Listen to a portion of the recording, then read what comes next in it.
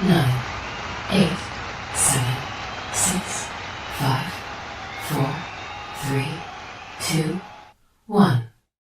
Begin.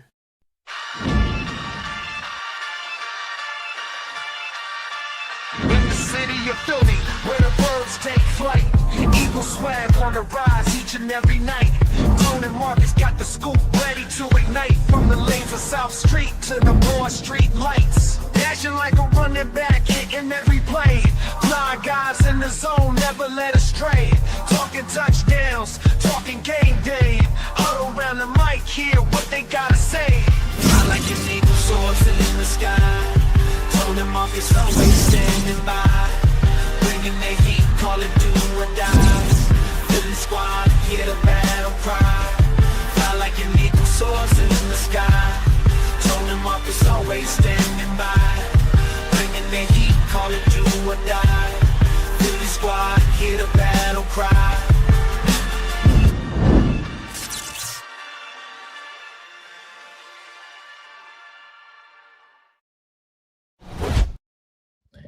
What up? What up? What up?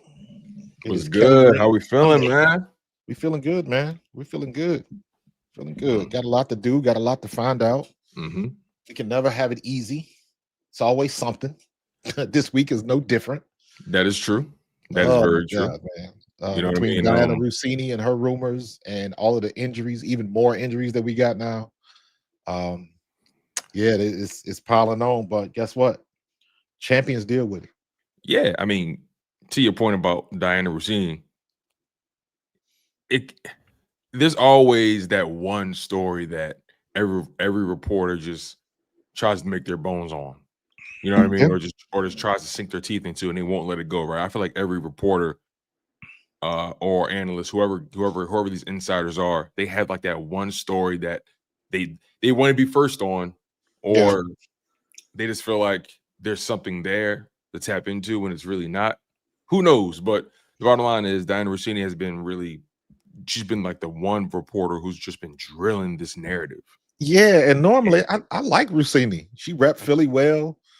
But all of it, like, it's almost like she got on this and just like ain't getting off of it. Yeah. It's like, and it's weird. And like I saw the one thing that was like reports from everybody else. And I was like, what the hell does everybody else got to do with what's going on in Philly? You from Philly, you know this. Why did and I'm like, is this the Athletic trying to tell her to do all of this stuff? Like, who's from Philly? Ain't Diana Rossini from Philly? I don't know that. I thought she was from Philly. I don't know. I'm only asking because I never heard that. I don't know that. This up. I was under the impression that she is from Philadelphia, or maybe her husband is from Philly, but I thought she was from Philly.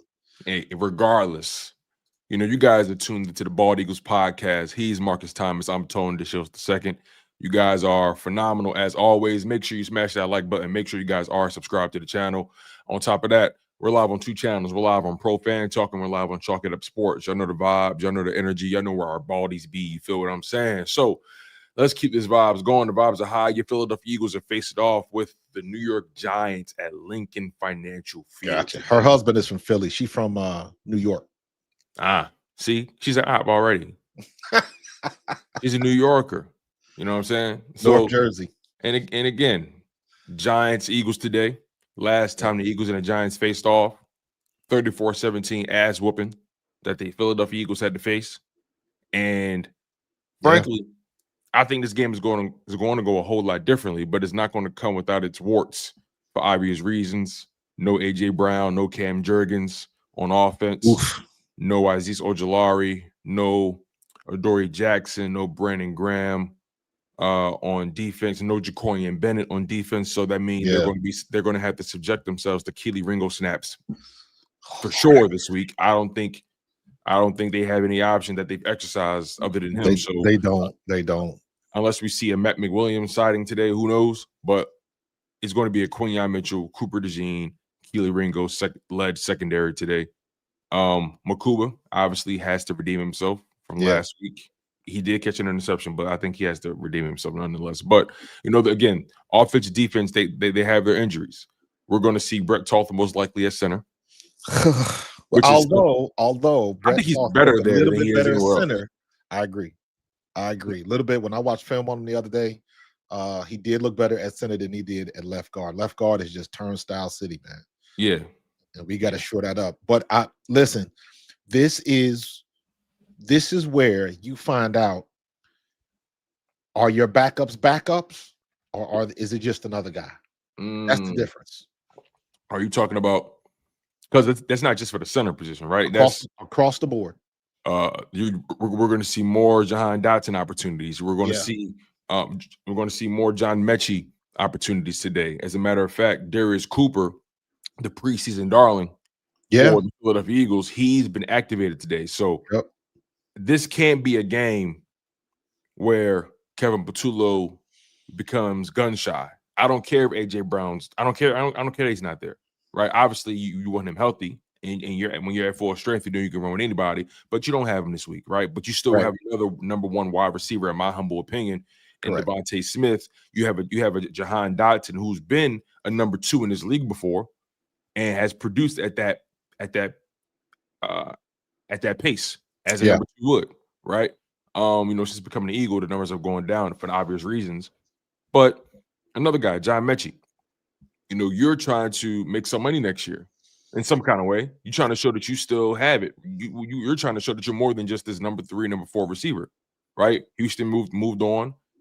These are the opportunities you got to take advantage of when the ball comes your way. And Darius Cooper, you're healthy now.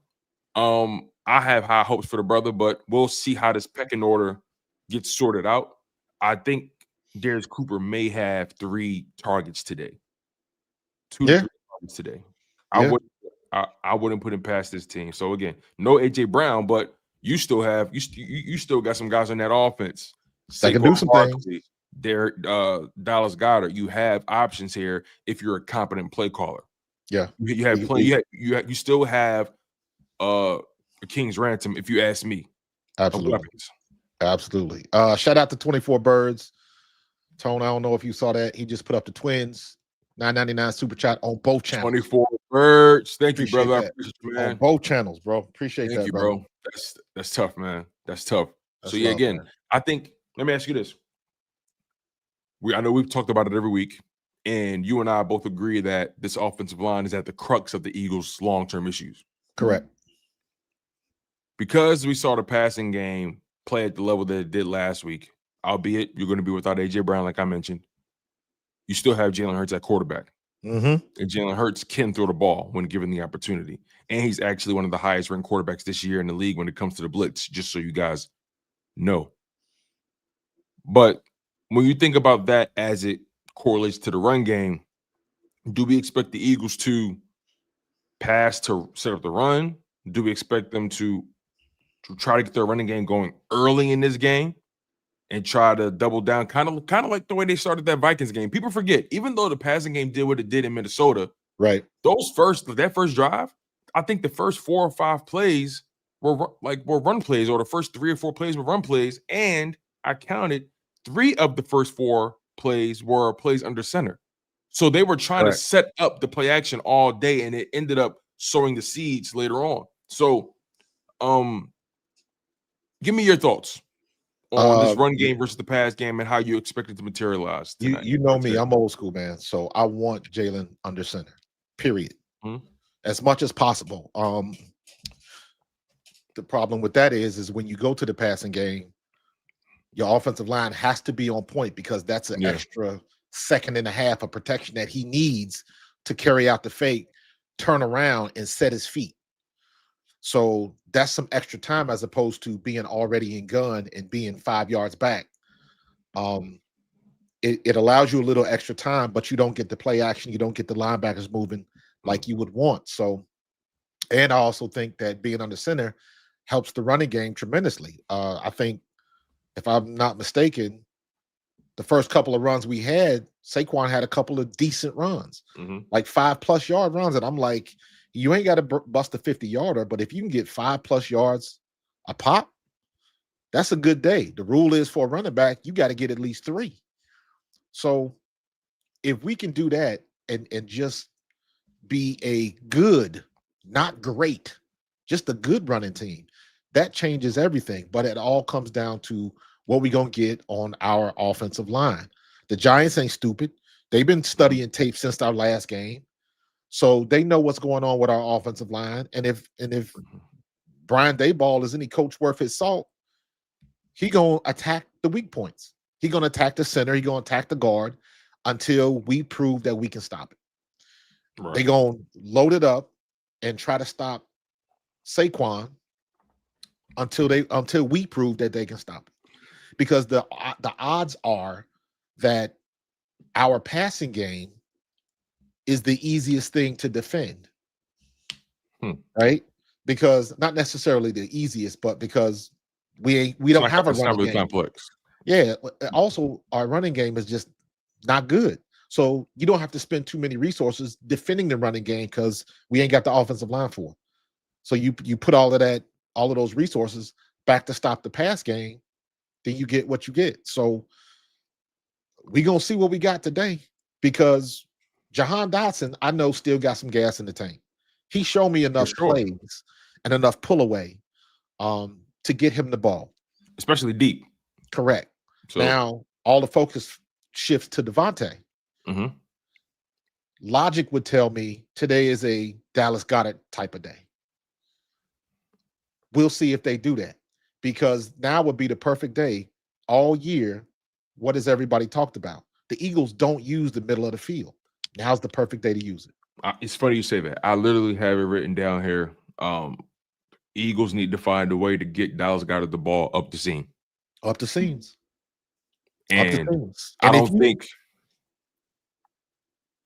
I was just saying, I don't think they have a single defender who can match the physicality of Dallas Goedert on a consistent basis. Right.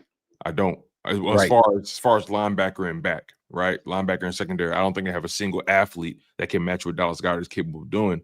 And Devontae Smith is so savvy when it comes to finding the soft spot in the zone. He's so savvy when it comes to coming back to the ball and the scramble drill. I think Devontae Smith still finds a way to make a strong impact on this game. I think Devontae has another big game over 100 yards. But again, Dallas Goedert, this could be a huge Dallas Goedert game. It's going to be a huge game because look at it like this. Look at A.J. Brown's first touchdown last week. That was a very skinny post, damn near up the seams on the numbers, and Jalen Hurts put it right at the perfect spot. Right? There wasn't too much movement in that route, and he had a guy to his left and a guy to his right. Oh yeah, the third touchdown pass. Was that the third touchdown? Yeah, it was the third. Yeah, he threw it to AJ up the seam. Yeah, it was right between the safety and the corner. It was pretty. It was a beauty. He put it in that window, and I think that is where our opportunities are going to be because you have to get Devontae open because Devontae is not going to body nobody like AJ will. Right. You got to look at the size difference. You got to look at Devontae is a finesse route runner. He gonna run by you. He gonna hit you with technique, and then put on the afterburners, and before you know it, you 3 steps behind. Right. So that's the game we got to use with Devontae. He ain't gonna run no slant, break a tackle, and make a 5-yard pass to 20. That's not his game. So now we can do a little bit of that with Dallas because he can take a little bit more punishment. So it'll be very interesting to see what they do. And don't forget, like I just said, I think Jahan Dotson is going to pay dividends today. So we'll see. And it wouldn't surprise me if Jalen takes off and runs a little bit. Yeah, I think it's definitely going to be a game where Jalen Hurts, because, he hasn't really been a part of the running game this season. He's, the Eagles are used to having that +1, and he just has his running stats, at least over the past 3 games, just have been nil. So I think as Saquon goes, when he's at his best, this team is at its best. I also think with Jalen Hurts is utilizing the full gamut of his skill set. I think this Eagles offense at its best and also is one of the hardest to defend. I also think, just like the offensive line had to step their weight up, if Jalen Hurts becomes more of a threat in the running game, I think that opens things up for Saquon. Absolutely. And I would love to see, been saying it all year. Hell, I said it the last 3 seasons. I would love to see somebody like Saquon when we had DeAndre Swift. Right. Run the screen game, man. Yeah. Run the screen game. Yeah. Go back in your archives Pull up some of the Andy Reid stuff and look at how he ran screens with Darren Sproles. Yeah, I just don't want Patullo to lack aggression in his game because AJ Brown's not there. That's I agree, but to counter that, mm, in a situation like this, your job is to get the ball in the hands of your most explosive offensive player, and that to me that is still Saquon Barkley. mhm. So mix it up, do what you got to do, get his hands on the ball. It don't have to always be handing it off from tackle to tackle. Right. So even though we had some failures pitching the ball outside, we also had some successes. Yeah. You know, I'm not looking for him to, like I said, take it to the house every play, but I will take 5 yards around the corner. I'll take that. Stretch the defense out. That'll set up you coming to the inside. And why can't we do a skinny pitch? Why can't we pitch it outside? But instead of running outside, he runs right off tackle like we normally do. Right. But that's a technique you playing off of what the linebackers do. Anytime you under center and Jalen puts that ball in the air like he about to hand it off, see ball, get ball, linebackers are flying. Anytime the linebackers see that pitch, they flying. San Francisco's excellent at doing this. They pitch it to CMC, and then as soon as he gets the ball, he goes straight ahead, and it's an off-tackle pitch. But everybody's flying so hard to get to the outside, it sets up his cutback lanes. Mm. That's not complicated. And that's something that anybody can set up and do. So, you know, this is a copycat league. Find out what works and adjust it, but use it to your advantage. And that's something, in my opinion, we haven't been doing. But I'm nitpicking too. I'm nitpicking because in the same breath, I'll say the issues with the offense is not on Kevin Patullo. So I realize that I'm nitpicking on what I want to see the running game do. But at the end of the day, I mean, hell, this is really not a Jalen or a Devontae or a Patullo problem. Never thought I would say this, but this is a Jeff Stoutland problem. Dog. I've been trying to reserve my opinions because Stoutland has built up so much equity with the city and his team. I mean, he's not out there playing.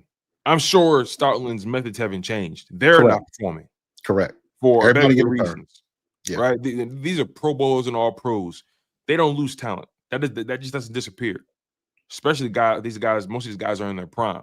Yep. So I have to look at the players and say it's a lack of execution. I have to look at the players and say, hey, they're not healthy. That has to be the explanation because there's no way Landon Dickerson could be a 3-time Pro Bowler consecutively.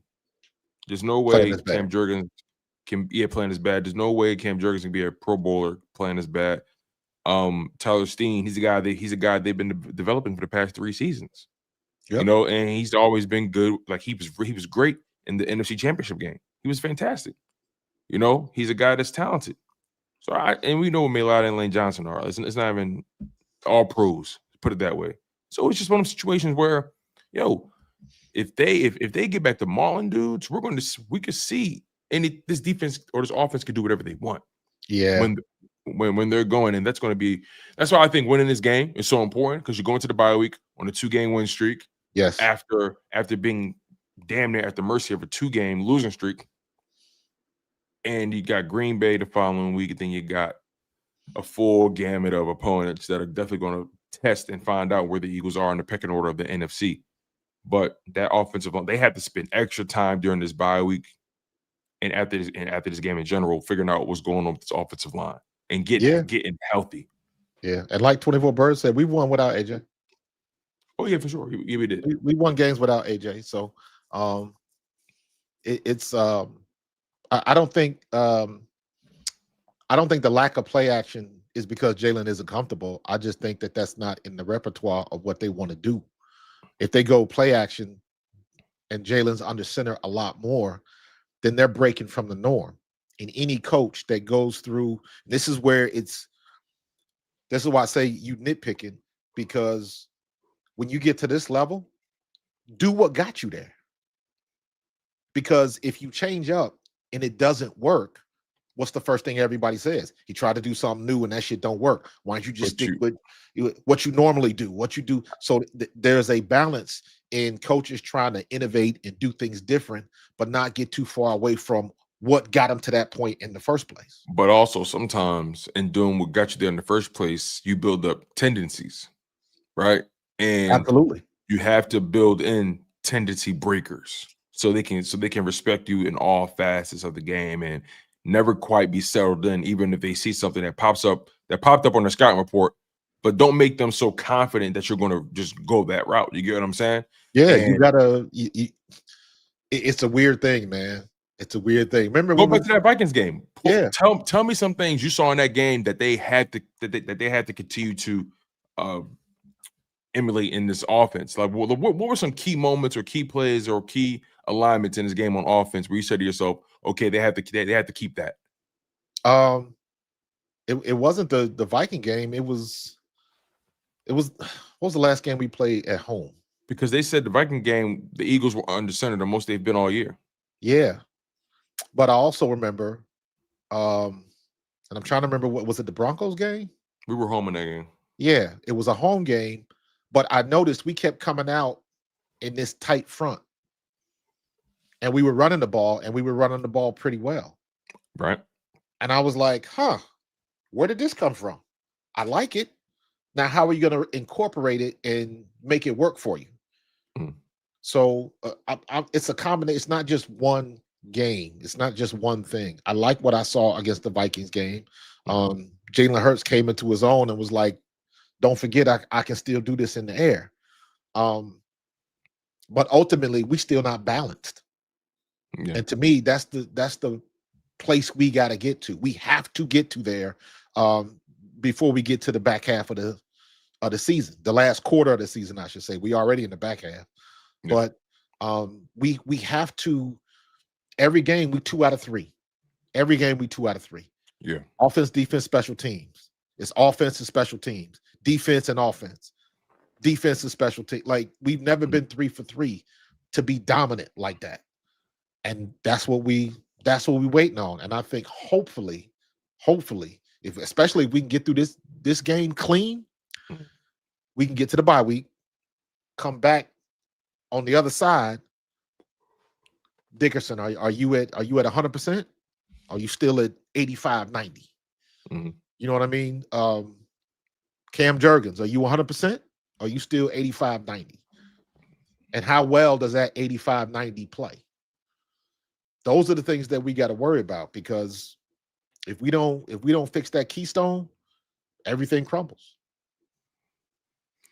And someone who's at the risk of crumbling is Keely Ringo. Oof, Lord have mercy. And that brings us directly where we need to be when it comes to this Eagles defense. You know, Jalen Carter, he's playing today. And Jalen Carter, in my humble opinion, has to wreck this game. I think he will. I think he has to blow this game up completely, because he ain't playing the last matchup. Remember that. Yeah. And last week was a reminder. Last week was a reminder. Like, okay, absolutely. Absolutely. Now you know. Now you know what you can do. We didn't forget.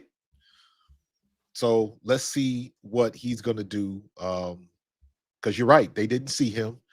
He's the game plan on defense, and they didn't have to worry about him. So let's see how much time Jackson Dart has this week, because that makes a difference. Yeah, well, we're gonna have to worry about Keely, because agreed. Quinion's back and he's healthier. He had a very good week 7 against the Vikings. But he was coming off that hamstring. I felt like he was still a little gimpy. Yeah, he played it very safe in coverage, if you ask me. I agree. I didn't see him take too many risks.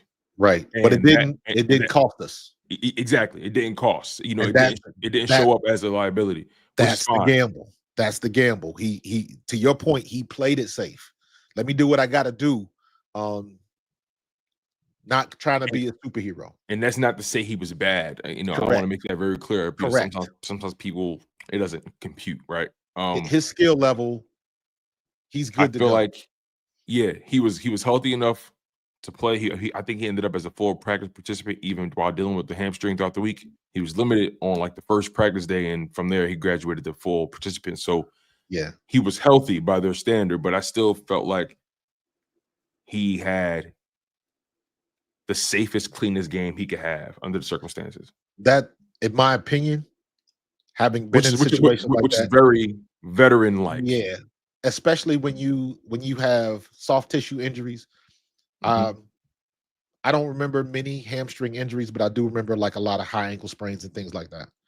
And you Mhm. get to a point where the adrenaline is pumping and all that type of stuff, and it feels good, but it feels good until it doesn't. So you got to be real careful because you can be great, great, great, and then one play, one turn, one cut, one pursuit, and all of a sudden you back to square one. So subconsciously, your body is trying to regulate that. And once you get through it, then the Mhm. next week you feel a little bit better. So by getting through that game and him not hobbling off the field, that makes me feel a lot better about this week. Bingo.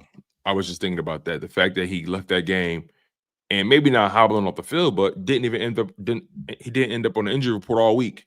Correct. So maybe the hamstring was just a slight tweak, and they got ahead of it by not forcing him back out there in the Giants game. Yeah. Maybe they got ahead of it before it got to where it could have got. But nonetheless, Quinyon, Cooper DeJean, who's been on the heater all year, they're going to have to carry this secondary. Makuba isn't coming off his best game. Had an interception, but he was a liability as a tackler. Especially Everybody gets a turn, bro. Yeah, and again, he's a rookie. I like to reserve judgment on rookie seasons, and that goes beyond just the quarterback position. That's for any position, right? When you're a rookie, Yeah. I give you the grace of the year to go through your worst games and your best games, and you're never quite as good as that ceiling. You're never Correct. as worse as they think you are. So I like to give rookies the benefit of the doubt.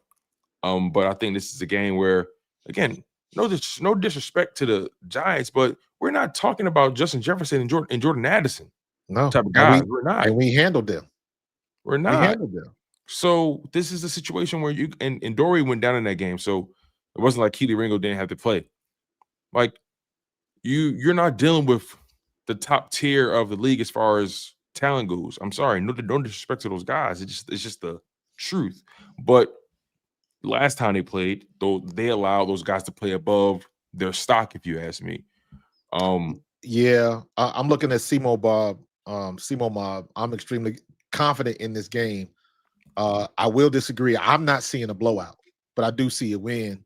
Yeah, it takes a weed to win. He's fine under center. Jalen Carter, N'Kobe Dean, and Q are back. Absolutely. And piggybacking with Mike McCain, 5'6", 9'2", Dean. N'Kobe Dean is a key. I think it's going to be a big day. I think it has to be a big day for all those guys in coverage as well, those linebackers. Absolutely, because you cannot let Scatterboo get started. Yes, I can already tell that he's the type of dude. Like once he's like Juggernaut, man. If once he gets momentum, you can't stop him. I agree with that. So, and we all saw that play where Adoree Jackson made the business decision. I mean, look, Scatterboo ran Zach Bond over. I know Bond ain't forget that. You know what I mean? No. So to your point, you're absolutely right. I definitely believe that the Eagles stop their running game. Yeah. And force Jackson Dart in second and long and third and long situations. This Absolutely. game is going to come down to who's winning first down consistently. That's what I believe. Yeah. Whoever's winning first down consistently favors them in this game. We got to go with Scatterboo like we do for King Henry. If King Henry gets past the line of scrimmage, we got problems. But with backs like that, Scatterboo, for somebody his size, he's got decent speed. I wouldn't even say he's got good or great speed. He's got decent speed. However, if he gets past the line of scrimmage, he's hard to stop because the way he's so physical. He reminds me of damn what's your boy for Kansas City? Pacheco, but bigger. He's that physical type of runner. But if you can get his feet, make him make a cut, go in a different direction, that's when you have the best success. Yeah, he's north-south. If you get him going east-west a little bit, he's not the same guy. Correct. So, he's not going to shake. He's not going to shake you. He's not going to. He wants to run. He wants to run through you. Absolutely. So I think N'Kobe Dean, N'Kobe Dean is going to pay huge dividends today because he's another one that didn't play last time. So they're seeing two primetime defensive players that wasn't on the field in New York. Yeah, That makes a difference. makes a Huge huge difference, difference. especially with JC. Yeah, yeah, we got to see less guys, you know, posting up and waiting for the ball carrier to make a move, fly in. Every time I see DeJean tackling, he's flying and he's not giving the ball carrier a Taking them chance legs out. to make a move, right? And when it comes to Cam Scatterboo, like you gotta fly at him, make him try to make a move. So at that point, because he's once he makes that move or tries to juke, like don't allow him to build up steam. He's a guy you gotta fly at. As soon as he gets hands on the ball, fly at him. Make him go east-west. Don't let him build up, real estate going north-south. Don't let him do that. So you're absolutely right. And I think the Eagles D tackles have to have a massive game today. They got to shut down that interior. Right. They have to.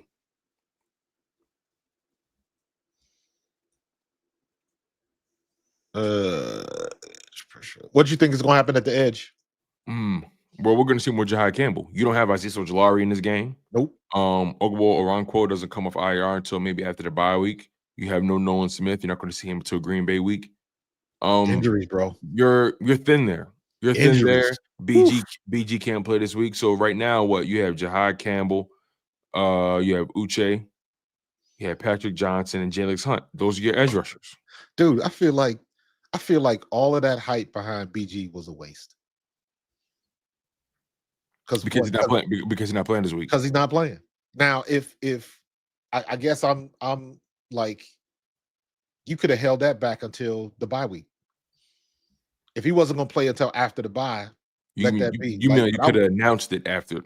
Correct. Because I was like, I'm thinking because we need him to play. Shit, I didn't think he was going to play this week, but to your point, yes, it's not like they desperately need that position. Absolutely, they need more bodies at the position. So. Absolutely. And it ain't like we got that many linebackers. Isn't Trot Jr. hurt too? So actually, Trotter Jr. back. Trotter Jr. He's got to stay healthy. Oof. Yeah. Let me see. So, yeah, Jeremiah Trotter, full practice participant. Moro Jomo, full practice participant. Okay. Dallas Goddard, full practice. Darius Cooper, full practice. Landon Dickerson, full practice. Grant Cacatero, full practice. So they get Grant back, get stronger at tight end, and get Cooper back, stronger at receiver. Trotter's healthy. So they had the full gamut of their guys, really, except for at the edge rusher position. I'm thinking because we so thin, are we going to see Vic Fangio possibly jump into a 34 a couple of times? So, we got extra linebacker out there just to give the edges a break. Yeah, man. These are the games that you got to play. It's a chess match. It's a chess match. Are they going to jump into 34? Are we going to go nickel a lot more than we normally do? Right. You got to play with some things. Also, we looking at, let's not get it twisted. The Giants have had a couple of good games. They had the one game against us where we played like crap. They not world beaters. That hasn't changed. So eventually they're going to come down to earth. Jackson Dart, he had a good game. Is he going to have two good games?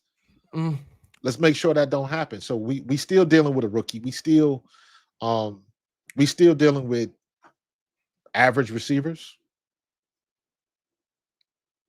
That's true. We still have the advantage on paper. We still have the fact that we are the better team on paper. But last time up in New York, we just didn't put it down. And we still look at the game. We still look at the missed opportunities and say, if we turn around some of those passes, we win. Because all of those passes we was bitching about against the Giants, we completed against the Vikings. I agree. So and the Vikings defense or the secondary rather, is way lot better than New York. Is a hell of a lot better than New York.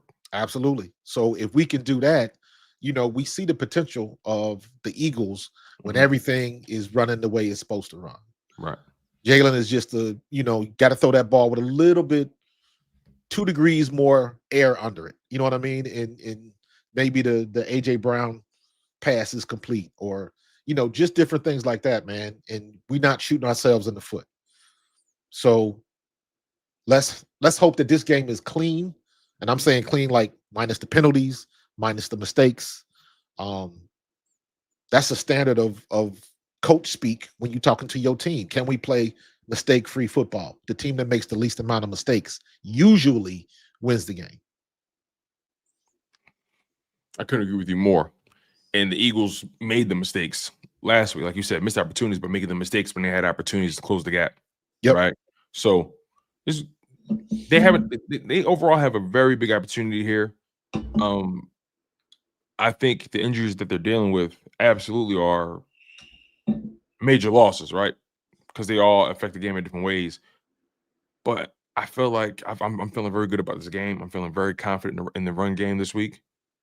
I think, even though you're out without Cam Jurgens, one of the reasons they brought Brett Toth on his team, he played at Army, I think, right? And they don't pass the ball. They just run. You are correct. So they brought him in as a run block, like when they drafted or when they found him as an undrafted free agent, whatever it may be. He was supposed to be a run blocking specialist, right? And we both agree he's better at center clearly than he is at guard. Because when he came in for Cam Jurgens, it was a little rough in the first half because he just came in. In the second half in that Vikings game, he settled down. And I think with a full week of practice, knowing you're the guy this week, I think we see a better Brett Toth. Again, I'm hoping. He did play at Army, so you're right. Yeah. Yeah, man. We gotta. So who's at left guard? Is Dickerson playing today? Yeah, Dickerson's full. He was a full practice participant all week. So who's his backup? Pryor? I would say so. Somebody mentioned something. What happened to the kid he signed from the Rams? Oh, from the Rams. Oh, you talking about the little small dude, Lampkin, right? Lampkin, yeah. It might be time to call his number. Yeah, right now. Sua Opeta is at left starting, or is he backing up? Or Sua Opeta's not on his roster. He isn't?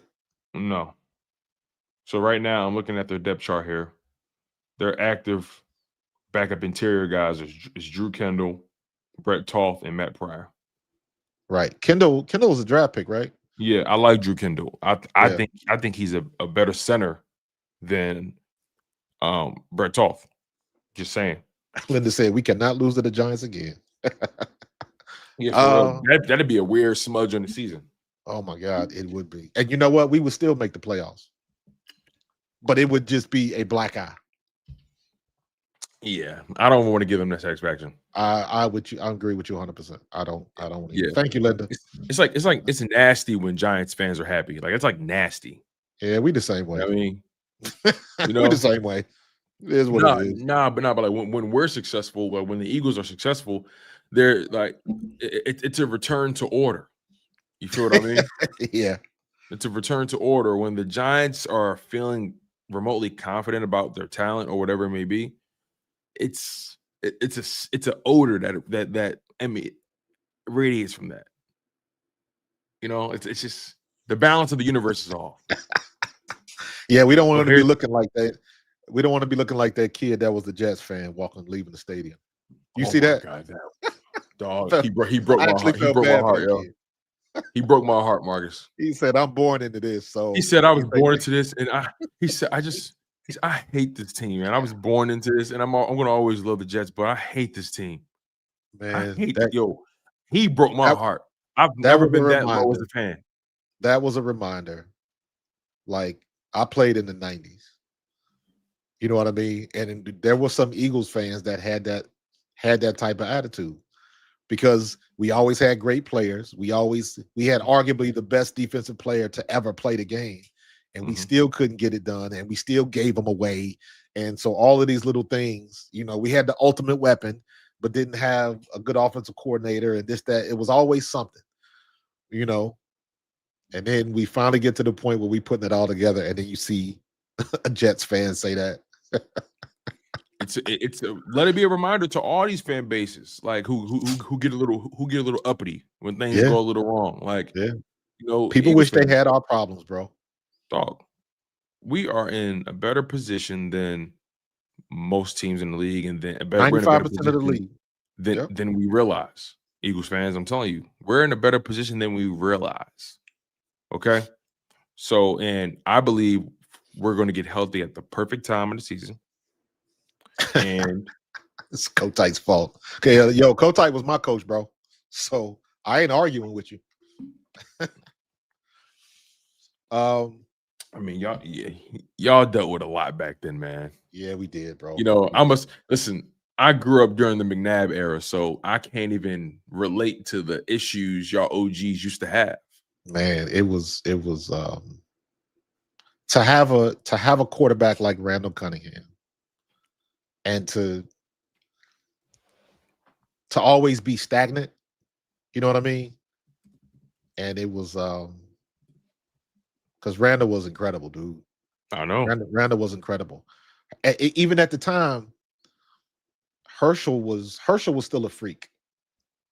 I don't think Herschel was a crazy running back, because when you look at what Herschel did at Georgia and the style of offense they ran, Mhm. we didn't if we would have ran our run game like they did in Georgia, maybe Herschel would have been better. Or you could say that at any team when he was with the Cowboys or anybody else. They just didn't run that style of offense. So, you know, we had Seth was a 2020 guy.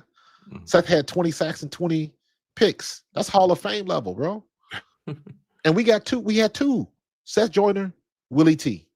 Y'all had the talent on defense. We had a talent. Eric Allen, No Andre offensive line. Waters, Wes Hopkins, Byron Evans, Clyde Simmons. I would never understand the plight of that Eagles fan. So that's why I say, listen, man, we're in the golden era right now. We in the golden era, bro. In my humble opinion, I don't care. No one says. Matter of fact, you know what? It's 2025. We in the platinum era. We're in the platinum era of Eagles football. You know what? I would agree with that. Think about Because- really Because consider it. you 2 out of 3. You Yep. 2 out of 3 in what, 7 years? I was just about to say, what organization can say that in Right. the league in this era? Like the Eagles have built up a certain level of consistency and equity to the point where we got to sometimes you got to zoom out and look at the macro. It's so easy. Absolutely. It's so easy to get wrapped up into 1 week, and I get it. By the way, they're important. Each game carries their own weight, but when you zoom out and just look at what the Eagles have accomplished over the past several seasons, you have 3 Super Bowl appearances that come with 3 NFC Championship wins, and you have 2 Super Bowl wins out of the 3. Yeah.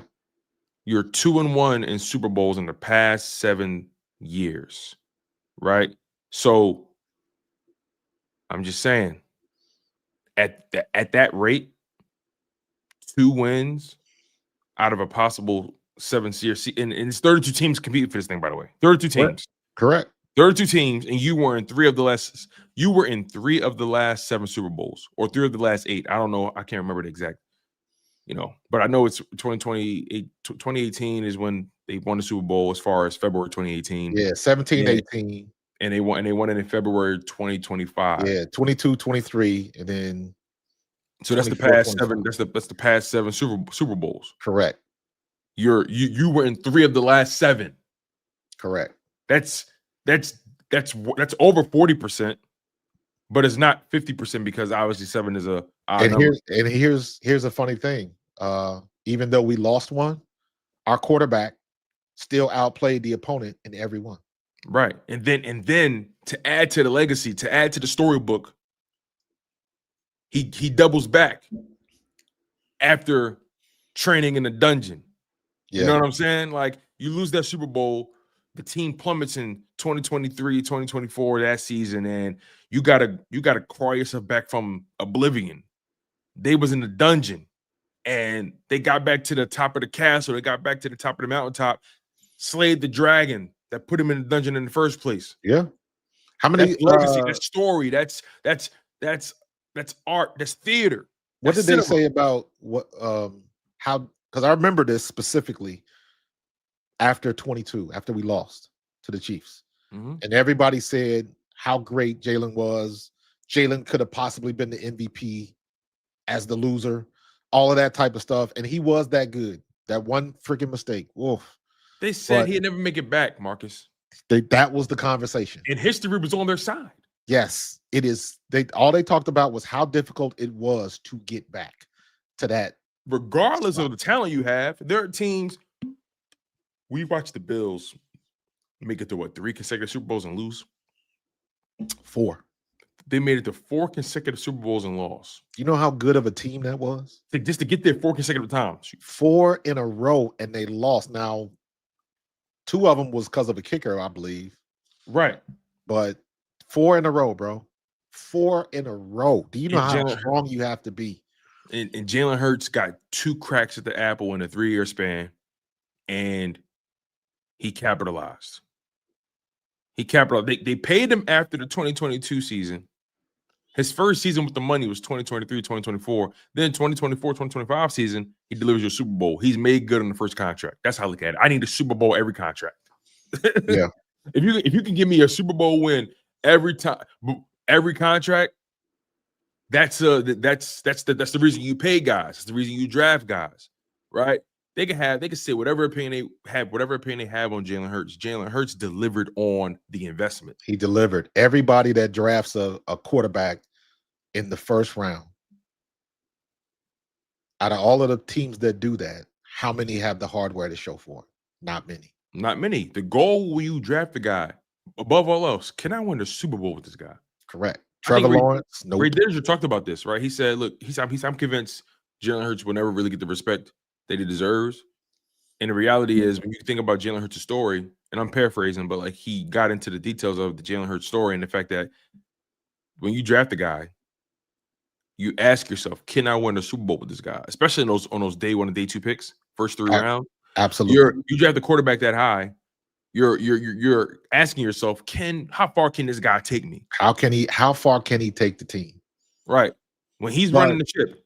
Because a lot of people just act like Jalen Hurts is just, notes, no talent, just all only because, and you go back and you pull the receipts. He not tall enough, his arm wasn't good enough. The Alabama everybody and their mama brought up him getting replaced by Tua in that national championship game. Yeah. Everybody kept bringing that up. And it's like, now what do you have? To your point, when you look at the macro and you go all the way back and you look at how it exists right now, today. And how long Jalen Hurts has been the quarterback throughout that span. Man, listen. Eagles have done a whole lot of winning with Jalen. Listen, we've seen Jalen Hurts and this team do a whole lot of winning with him at that quarterback, and that matters. That matters. Sometimes people just have winning habits. Yeah. Winning habits. They may not be the most talented dude. It don't count. It don't count no more. Everybody wants the pretty picture because they don't want the substance. Sometimes I wonder if teams care more about what their quarterback looks like how he looks. They will never say that. They'll never say that part out loud, but it does. Why do you think? And perfect example. Put Jalen Hurts to the side. Why do you think San Francisco was so against giving Brock Purdy all of that money? Because they also fell into the hype of he's not tall enough. Iowa State, Mr. Irrelevant, 7th round pick. Yeah, Mr. Irrelevant, right? I mean, it's like he played well for you. He got you as far as Garoppolo did. Yeah, but also they struggled to pay Garoppolo as well. Correct. But that's the position they put themselves in consistently, where when you can elevate these guys who don't have a proven track record of sustained success. Because let's be honest about this. Brock Purdy, he hasn't been doing what he's been doing as long as Jalen Hurts has. Correct. He just hasn't. And the thing is, when people say Jalen Hurts gets carried, someone that gets carried eventually gets exposed. And if Jalen Hurts has been too good consecutively, he's been too productive on a year-to-year basis, you can't just keep calling him fluky or can't keep calling him a guy who's carried, right? He's a guy that brings the best out of these guys. And we've seen Devontae Smith and A.J. Brown have career years and Saquon Barkley have career years because of a guy like Jalen Hurts. Well, right? I think Ray Diddy was 100% right. and I'll take it a step further. No one outside of Philly is ever going to give Jalen Hurts his respect until Until it's all said and done. until he cracks 4,000 yards. Until he cracks 4,000 yards passing. I don't understand why that's even a barometer, man. For the same reason, people put so much stock into somebody that's 6'4", 6'5".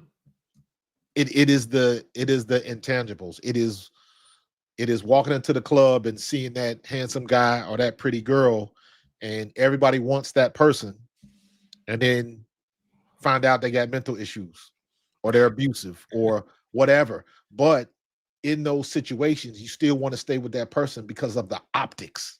Ooh, you got a baddie. But if they treating you bad, common sense would say you don't want to be in that situation. But people love optics. It matters, man. Apparently, it matters. It matters. All right, let's see here. Let's get to. Oh wait, no, bowl predictions and score predictions. Then we'll get to our picks for the week. Bowl predictions. So, what's your bowl prediction for the offense and defense? I'm gonna go. Bowl prediction is Nakobe Dean gets 2 sacks because we could not get our hands on freaking Jackson Dart last time. 2 sacks from Nakobe. That's interesting. Nakobe Dean gets 2 sacks. Okay, I like that. What about offense? Offense. Jahan Dotson has a day. Jahan Dotson leads the team in receptions. Receptions. Don't know how many yards he'll get, but he'll get the most targets. You think Jahan Dotson will get more targets than Smitty?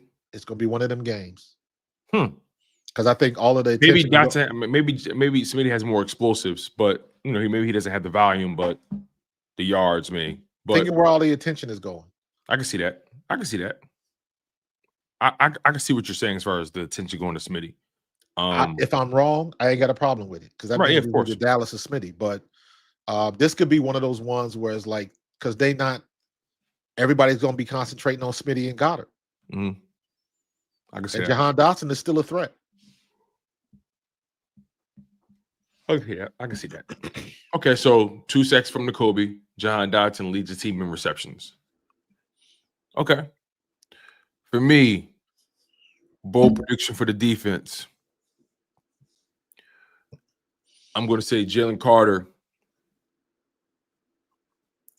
You know what? I'm going to go Super Bowl, actually. And I don't even think this is going to happen, but I'm going to predict it. I think Kelly Ringo gets an interception today. I was going to say that. But yeah. I'm not even confident in this bold prediction, by the way. I'm just being bold. Exactly. The point is to be bold and stupid. I got you. So yeah, Kelly Ringo gets an interception. Okay. I hope you're right. Bro. And I'll give me a bonus defensive prediction.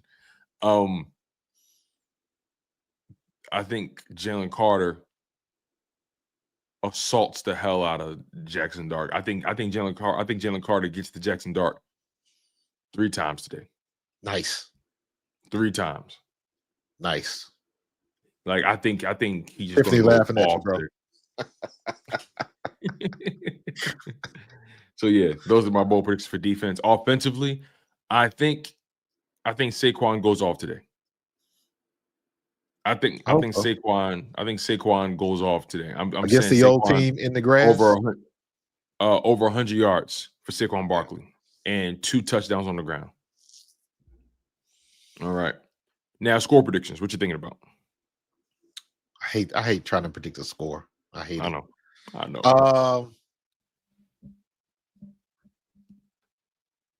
Let's go 24-10.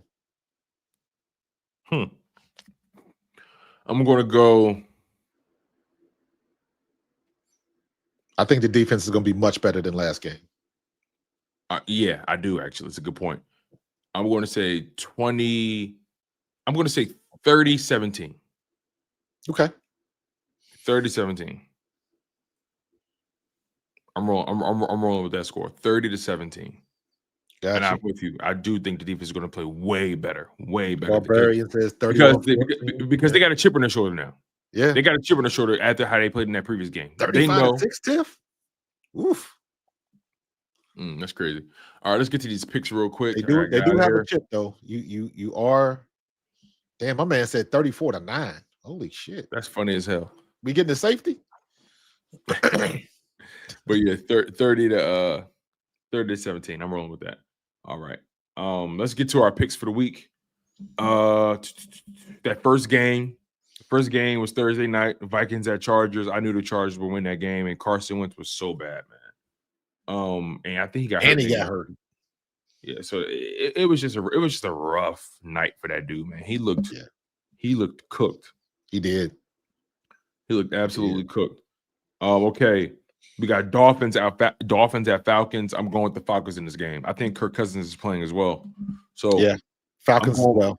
I'm going with the Falcons in this game. I'm rolling with the Falcons. Yep. Jets at Bengals. I'm going with the Bengals.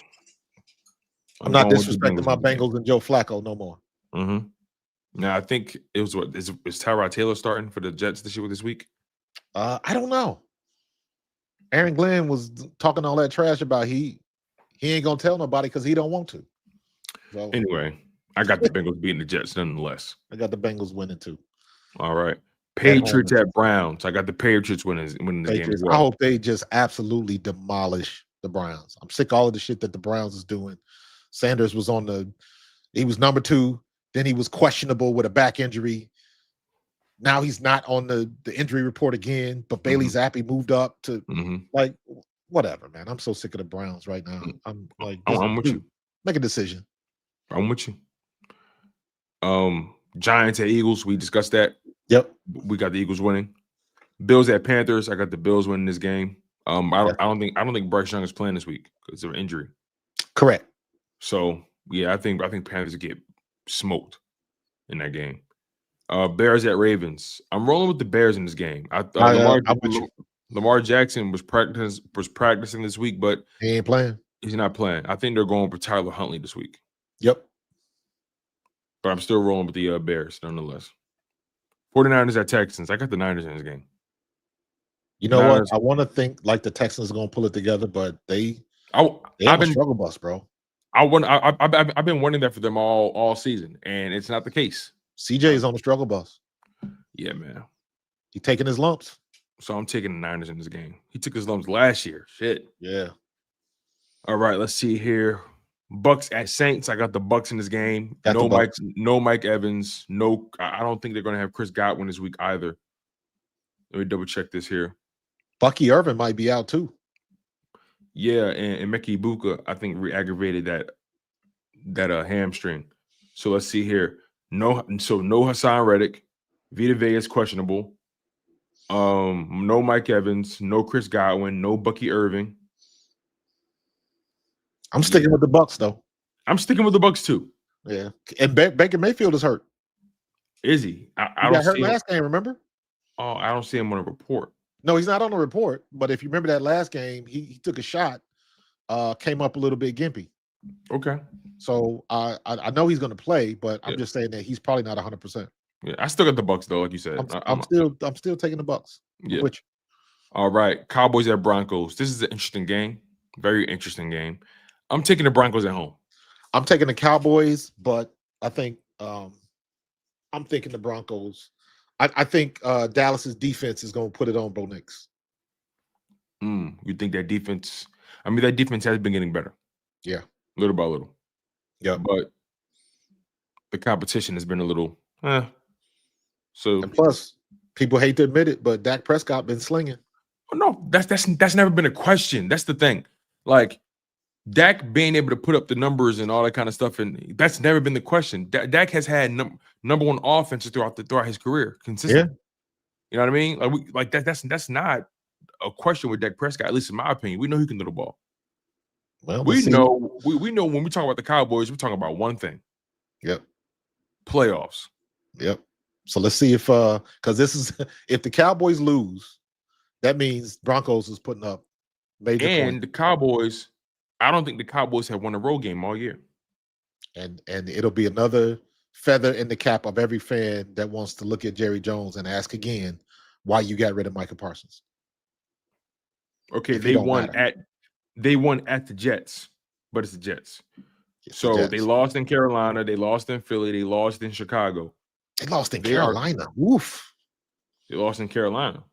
Yikes. They are, let's see here. 1, 2, 3, 4. They're 1-3 on the road this year.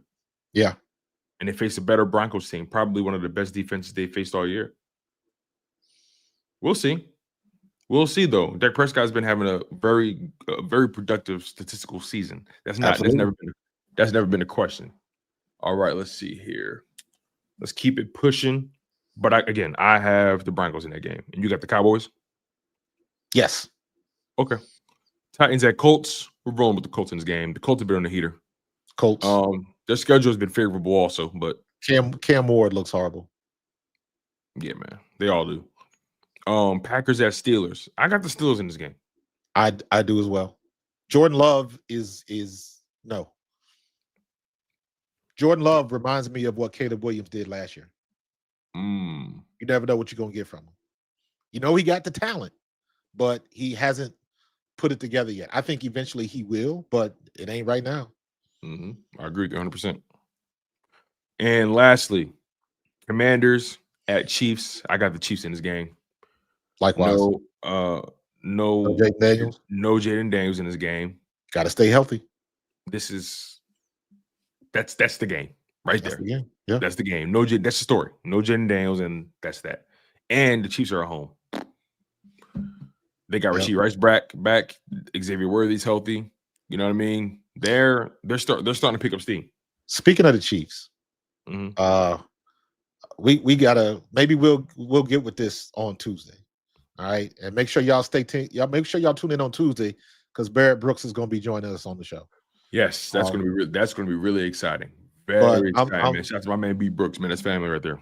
I'm gonna do some content, but I definitely want to get into this topic with everything that's happening in the NBA. That stuff is bleeding over to the NFL. When you look at all of the calls that the Chiefs get, obvious calls, and the reminder was against the Vikings that catch by Hawkinson, which I didn't think it was a catch. I thought that was the correct call. Yeah, I agree. But the one thing Vikings fans always would bring up was that catch, Travis Kelce's catch, his trap that they called a catch when it clearly wasn't. And how many other calls have been called in the Chiefs' favor? And when you see all the stuff that's going on in the NBA with these refs and the gambling and stuff like that, and how many people lose prop bets every week because these bullshit calls and roughing the passers and all of that type of stuff, they are looking at the NFL too. So I'm like, it'll be very interesting because I believe, matter of fact, 7, 8 Tuesday, I get to jump on the competition call. I know somebody gonna bring that up. So it'll be interesting to see how the NFL is looking at this because they got the microscope like, well, why you call it here, but you didn't call it there? It's too much inconsistency. It's been that all year with the refs. They've been Correct. this has been one of the more inconsistent starts that they've had. Correct. I mean, it's been like this for the last 5-6 years. But the problem is that you didn't have another looming league in trouble. And if you don't think that some of the guys in the NBA and some of the guys in the NFL don't commingle and spend money together and gamble together, that's the way it happens. And some of the people that's dibbling dabbling in the NBA are some of them same people that's dibbling dabbling in the NFL. Let's not forget what happened with Isaiah Rodgers and why he was out for. You know what I'm saying? So, and the hypocrisy of it all. You know what I mean? Yeah. I know we got a hard stop today, but we definitely got to get into that. Yeah, for sure, man. You guys have been great as always. Smash that like button. Make sure you guys are subscribed to Pro Fan Talk. Make sure you guys are subscribed to Chalk It Up Sports as well. We appreciate the love and the support. Yes, sir. You know, I got the Eagles winning this game 30-17. Marcus, you said what? 24-10. 24-10. So we're predicting a double-digit victory for the Philadelphia Eagles. We definitely owe the Giants one. I think that game was more so bad Eagles than good Giants. That's just my humble opinion about that. But again, we'll see how things go, man. I'm excited about this game. I feel good about it. I think the Eagles keep up the trend of a productive passing game, but I also think this is going to be Saquon Barkley's biggest game this week. Right. I think he's going over 100 yards. I'm rolling with that. Other than that, y'all, we appreciate it, man. Smash the like button. Hit the hype button. The hype button is really important. Yes, sir. Subscribe, Pro Fan Talk. Subscribe to Chalk It Up Sports. He's Marcus Thomas. I'm Tone DeShields II. This has been the Bald Eagles Podcast. And we out of here. Go Birds.